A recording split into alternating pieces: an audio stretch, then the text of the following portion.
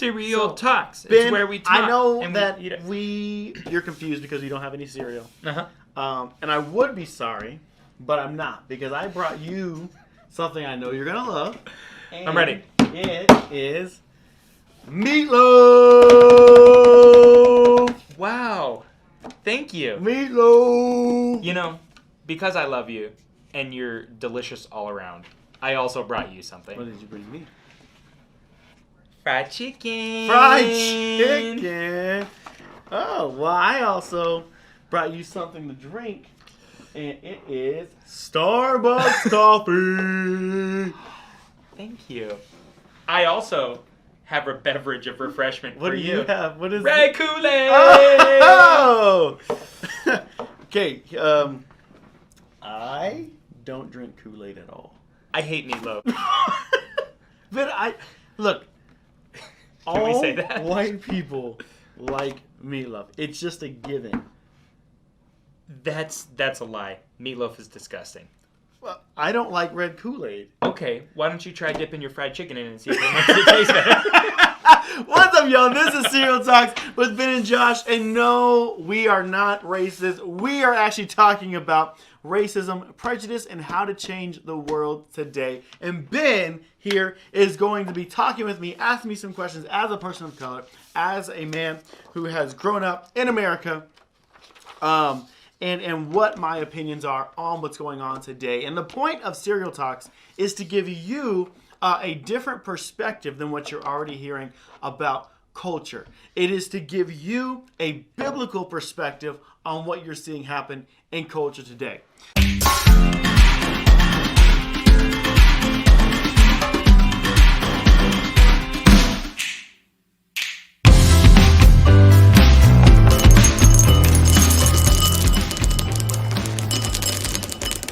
So many of you have seen, and many of you have posted. If you like Kool-Aid, Can I ask you a question? Yes. Why does it smell like Gatorade? Maybe it is. I told you I don't drink Kool-Aid. I told So you. you rigged your own intro I with didn't some even- red, fruit punch Gatorade. Yes, it is. And to be fair, I was having a hard time finding the Kool-Aid and didn't want to take up the time. That's how much. Do you even drink coffee? No. Can I have it? Sure. Because I love Starbucks. Can't drink coffee. Makes my tum-tum hurt. You know when there's like a real movie that comes out and then they make a cheap B-movie version of it? It's like, there's a new Star Wars movie. There's also a new Star Wars movie. It just came out. And It's like the Russian Avengers. yes, oh my gosh. Wait, can you put a clip of that in? Of Bear Man?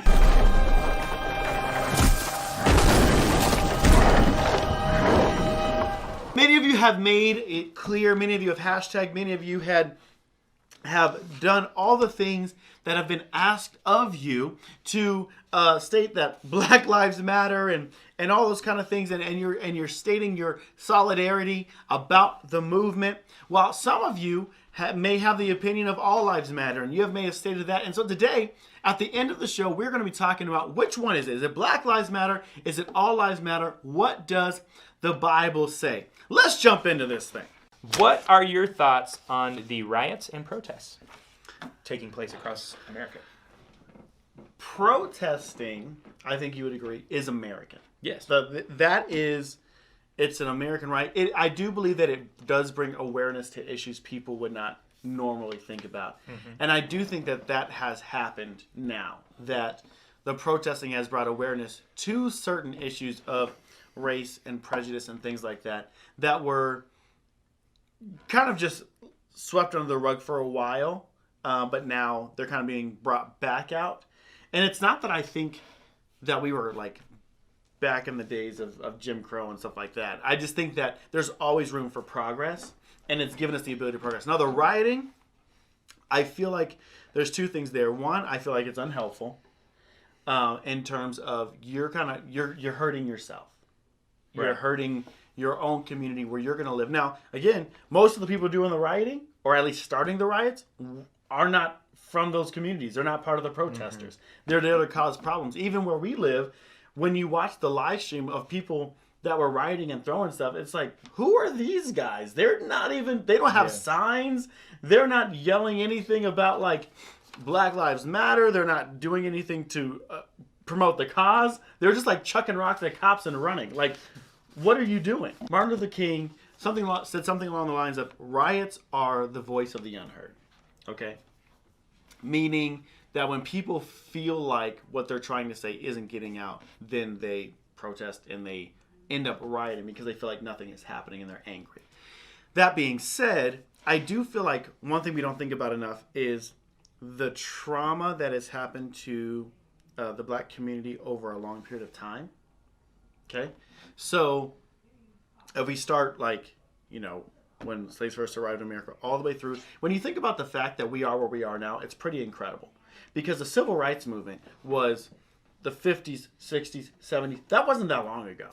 You know what I mean? So like the rights and the abilities that we have now are fairly new.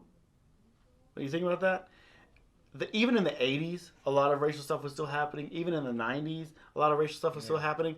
So like the progress that we've made in 2020 up to 2020 is phenomenal. That's why I think this is so crazy that it's being talked about the way it is because where we are now is phenomenal in this short period of time. So there's been a considerable amount of trauma that has happened. And I think what's happening is when you don't get healed, you will respond out of trauma. Okay? And so I think a lot of people haven't healed and haven't moved forward. And so they're responding out of trauma now. And this is the beautiful thing I'd say about Jesus, is that Jesus, no matter who you are, has the ability to heal you, no matter what your struggle has been. I want to say this to teenagers, if you're watching this, that if you've been through any abuse, any sort of thing where somebody has hurt you and you feel angry about it, and I'm not saying that what they did was right, I'm not saying that the history of things is right, but it is the history of things, and Jesus has the ability to heal you so that you don't have to live out of trauma. And you and I have talked about this before, but racism is when somebody believes that they are superior because of their race, or that somebody is inferior because of their race. Right. Okay? I would say that the majority of America does not operate out of a feeling of I'm superior because this and you're inferior because you're that. I don't think that's the majority of America. Do I think racism is still in America? Yes. Do I think there's pockets of places in our country where you'll see it in cities and maybe even states more so than others? Yes. But do I think that that is at the level that the media is trying to make us think? No, I don't. Prejudice is the prejudgment of something or someone without facts to back it up. Yeah. All right? And this is where I think most of people lie. Prejudice is, and it's going to sound weird, prejudice is necessary for survival. Okay? Now, here's why. Before you turn it off, here's why. Prejudice gives you the ability to categorize something in your brain that you don't know anything about. And for safety reasons, we approach things, right? You may see somebody that looks kind of shady, and you automatically go, that person looks shady, but you know nothing about them. You know nothing about who they are, their character. They could be the greatest person on earth, but because of how they look, you give them a category because it allows you to process how you should interact with this person. Interesting. Once you get to know them on a one-on-one level, you may find out they're the greatest, funniest, most giving and generous person you ever met. They just dress kind of sketchy. You know what I mean?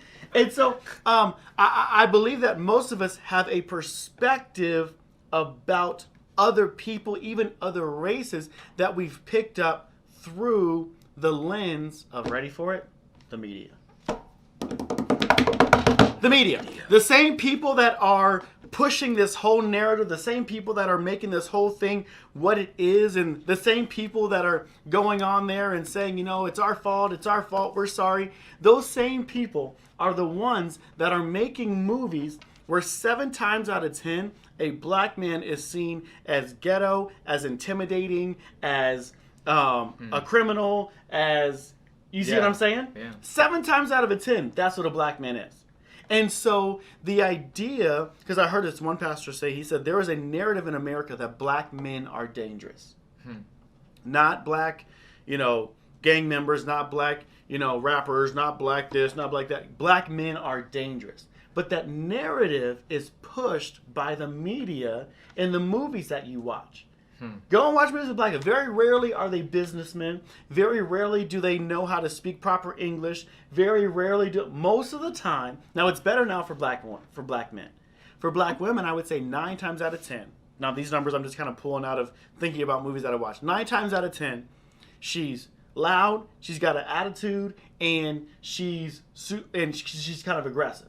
Very rarely is she well-spoken. Is she just strong? Is she, you know what I mean? Like Mrs. Huxtable from the Cosby Show. Like, she was a strong black woman that had that, she had that thing about her that was like, okay, she means business. But she wasn't ghetto. Yeah. You know what I mean? But that's what TV and the media are pushing the narrative. So when somebody who is white interacts with someone they don't know who is black, their prejudice is that's what they are. Yeah. Because that's what they're fed. It doesn't mean they're racist. It doesn't mean that they think that they're better than that person because I'm white. It means that they have an expectation of what this is going to look like when we interact. Point in case. Pit bulls. Most people, when they see a pit bull, will go, that's a dangerous dog. Yeah. But if you look how pit bulls are portrayed in the media, it's constantly, they're used as guard dogs, as the dogs that are in the junkyards. They're the ones that, carried around and the Russian mob guy has, or the gang member has, and he has these bulldogs, these pit bulls. But pit bulls used to be used as nannies for little kids. If the media were to make a movie about a dog that was just the greatest dog ever and went around saving kids' lives, and they used a pit bull, right? It would start changing the narrative of what people thought about pit bulls when they saw them on the street. When I hear pit bull, it makes me think really fresh suits and Mr. Worldwide. Most people, I would say, in America are not racist. And here's the point in case. Right now, and here's where I feel like, again, America is kind of overblowing where we're at as Americans. Okay? Because as a black man, I do not feel like I have to walk down the street and get in the street instead of walking on the sidewalk with a white man. I don't feel like I can't look a white man in the eyes and I can't do this, and I have to say he can talk to me any way he wants to, and he can do that. This is not that. This is not what America is. Mm-hmm. And nobody should. I feel like that's what they're making it seem like it is right now. Mm-hmm. And it's not. Right? Yeah, I mean, the fact that you and I are sitting here talking here like this, the fact that you and I work together all the time, and we are, we are best friends, and we are best friends, right? Yeah. Well, how long the fact that I think you're my best friend, but usually you don't think my best friend cutoff is at least 13 years of knowing someone. Are we there yet? I don't. Maybe. Hey, you know what? Hey. Welcome to the best friend club. Hey, best friend. Our kids are friends. This isn't happening, and they're making it seem like that's the state of America right now, and I just don't think it is. And also, there's all these conversations, kind of like we're having, right, that are happening, and in this moment, everyone is bringing out their racist stories. Yeah. Okay? So you have people that are giving examples of when they've experienced racism. My grandma's dad was a sharecropper. Okay? So, he lived in a racist America. Yeah. The idea that we have racist stories now, where we encounter racist moments versus just live in constant state of racism, shows that we're in a completely different state in America. People will always be people. There will always be stupid people. There will always be people that are ignorant and choose to live in ignorance and so forth. But that is not the state that we are in right now as a country. We are in a country where I would say the majority of people may not understand each other, but they don't think they're better than you because I'm white or I'm black. Okay? Some people do. But I would say that's not the state. The other thing is stereotyping. Stereotyping is giving a generalization about all people based on certain things. All black people like fried chicken. All white people like meatloaf. Kool-Aid. Gatorade. Starbucks. Gatorade. Come on, give it to me. No, you can't have it.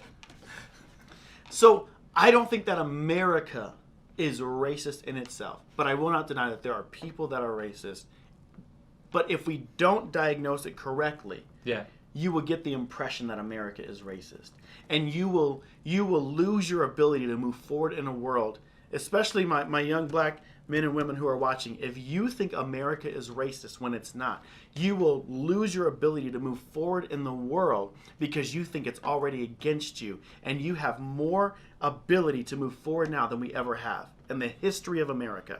You can move forward now. And I encourage you, let's not live as victims. Let's move forward and be overcomers. What are your thoughts on systemic racism real? ?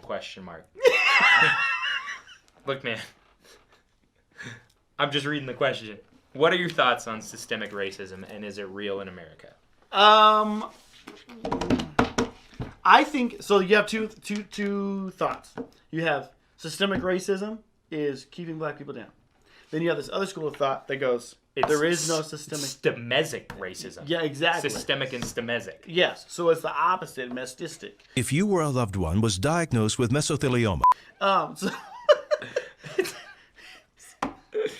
So you have this other school of thought that's going, there is no such thing as systemic racism. And I would say most things, when you're so polar, are somewhere in the middle. When we say systemic racism, do you mean like it's passed down from generation to generation? Like, is that, like, when people refer to systemic racism, is that what they mean? Well, see, I think that's... Like, my grandpa was racist, so my dad was racist, so I'm a racist, so my kid will be a racist. I think that they are saying that the system in which we live our lives is racist. Is, like, rigged to be somewhat racist? Yes. Or, okay. And I would say that it's kind of a weird thing, and it's probably somewhere in the middle. That there is a level of it, but probably not to the degree they're saying. And there's more than what they're saying. I'm sorry, this meatloaf smells so disgusting. Why you give it to me? I keep getting whiffs of it. I don't like meatloaf. Again, the bigger problem, I believe, is the perception problem. Yeah. I believe that the bigger problem that we face is not the system, but it is the way that black men and women are perceived by society, again, mainly because of the media and how it's been portrayed by the media. Right. And so here's a case in point. My friend and I, when I was in high school, he was Mexican and black. I'm white and black. And this guy came up to us. He was fully white, 100%, blonde hair, all that good stuff. And he would wear super baggy pants. Back in the day, that was still the style. He wore super baggy pants. He would wear shirts that would say, "It's a black thing you wouldn't understand." He would wear Tupac shirts. FUBU. Yes, FUBU, all of that. I had a FUBU shirt. Fat Farm shoes. That wasn't quite as big yet. But I remember one time he came up to us and he goes, "I'm blacker than both of y'all," right? And he had this, kind of ghetto Ebonics way that he would talk, which I don't speak that way. But his point in saying that was, black people, what makes you black is this persona. The way you dress. The way you dress, talk. the way you talk, the way you do this and that and the other. That is more ghetto. And his point was, because I'm ghettoer than you, I'm blacker than you. And he wasn't thinking about it that way, but that's actually what the statement is. Yeah. Because that's what is portrayed, is that black people are ghetto most of the time in the media. Right. The problem with that is when you look at Martin Luther King, Malcolm X, Rosa Parks, any of these people, they weren't ghetto. They had fantastic vocabularies. They had the ability to speak and dressed in ways that were like, listen, I'm a respectable human being. Now, I'm not saying in order to be respectable, you have to have, a suit and a tie and da-da-da. That was just what they wore back then. Yeah. My point being the way you carry yourself. The way you carry yourself tells a lot of people a lot about you. And because of this perception of what black people are like, it gives people the ability to prejudge you about your character.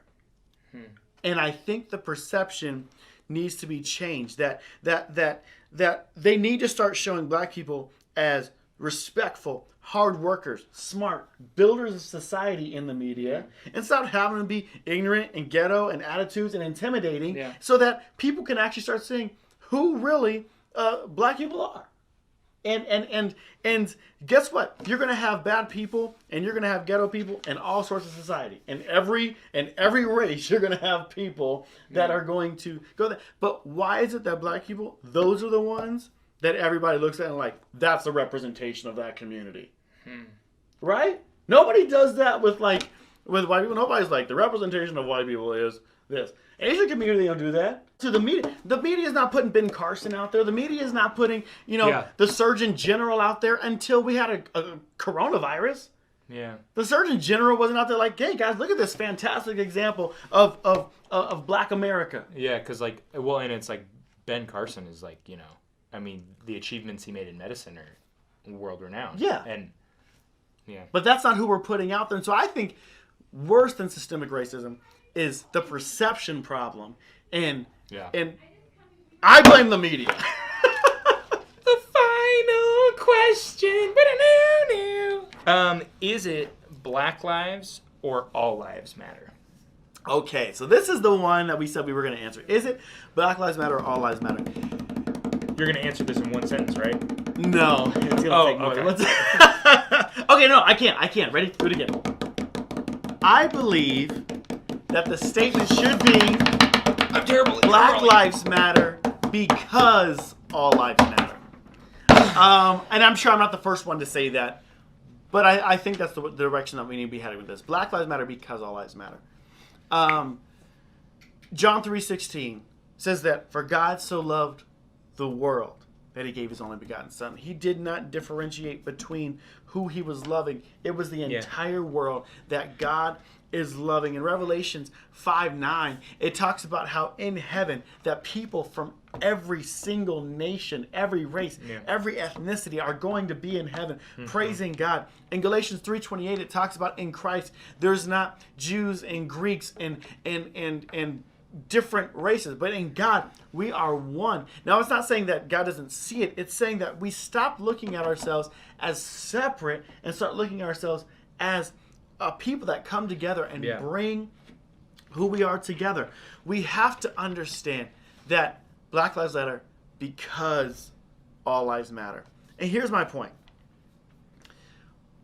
I want us to start seeing through the eyes of love. Yeah. Through the eyes of God's love. Not the world's love, because the world's love changes and switches. But see, God's love doesn't say, his love is forgiveness. Yeah. Right? So right now we see some strange things happening. We see senators kneeling and saying they're sorry for things that they never did. Things that they never and me as a black man, I'm going, I don't want you to do that.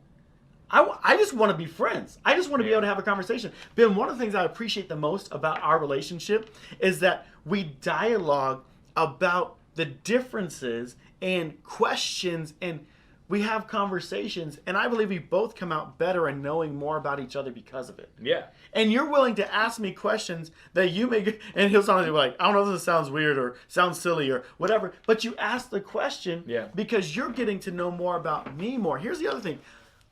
All black people aren't the same. All white people aren't the same. All cops aren't the same. Nobody's the same. People are people. And God's desire is for us just to love people. I agree. When we can enjoy the culture that is around us, enjoy the people, when we stop looking at ourselves and love each other. Teens, I want to say this. You have the greatest opportunity to make this happen. You have the least amount of baggage connected to this out of anybody. Yeah.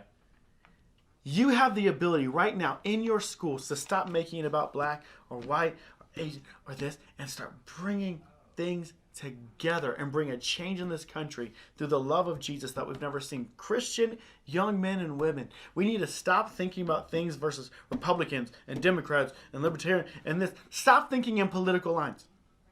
Jesus did not die on the cross so we could be a political party. He died on the cross so we could love each other, so we could have a relationship with him, so we could find forgiveness and healing when we do experience trauma. Yeah. And God can bring us through anything. Well, teens, thanks so much for watching Serial Talks. We know this one was a little bit more serious, but we really wanted to give you some truth and some different perspectives about what's going on out there. Now, here's the deal. You may disagree with what I said, but guess what? That's okay. This is America. We're allowed to do that. You can disagree with what I'm saying. You can disagree with what your social media people are saying and what other political people are saying. You can disagree and have your own opinion. But here's what we don't want to disagree with: the Word of God. We want to make sure that our lives line up with what the Word of God says, because what God says is the truth, and He's the one that we follow. We love you guys.